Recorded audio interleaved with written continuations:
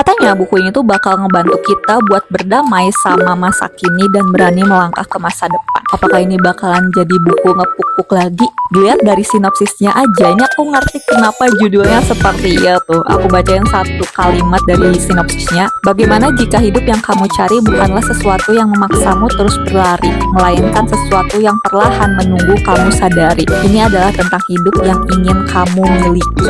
Gila, bro, sinopsisnya aja dah kayak gini. Dan by the way, ini lihat covernya cantik banget. Dan dibaliknya nih tuh tersirat ada gambar kincir angin gitu, nih cakep banget sumpah. Jujur aku nggak sabar banget buat baca setiap babnya. So kayak gitu aja, selamat membaca, bye bye.